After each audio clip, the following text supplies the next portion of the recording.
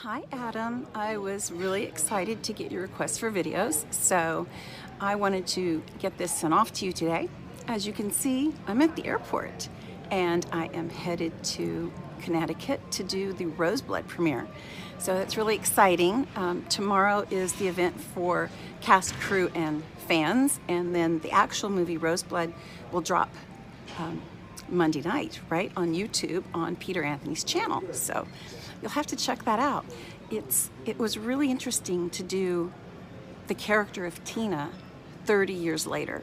It's just crazy, and it was so much fun. And she's gone through so many things. So where do you think she's been for 30 years? I don't know, you'll have to see. But anyway, back to your question on some of the fun sets of Friday the 13th. We shot in two locations. The main location were studios outside of Los Angeles. They were built for all of the interiors, and the exteriors were shot in Alabama. And there's a rule for doing horror movies, and that's that you're going to shoot at night, and you're going to shoot outside, and you're going to shoot in freezing weather. That's a rule. So you can tell anyone who's interested in writing a horror movie to keep that in mind. So I guess the interior sets were interesting because it was the interior of the house. The actual interior of the room with Dr. Cruz was shot, I feel like I shot that in Alabama at the house next to the one they blew up. So working in Alabama was interesting, doing the night shoots, because we have alligators there, and we had an alligator wrangler who was very slow man. And it's funny to look back on it, but wasn't funny then, running through the dark with alligators.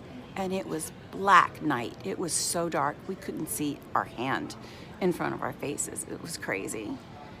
And a funny thing that happened on Friday the 13th when we shot interiors in LA is there was a pit bull that was just lost and lonely. So I brought him to the set, and he was really sweet. We named him Buster, later found him a good home.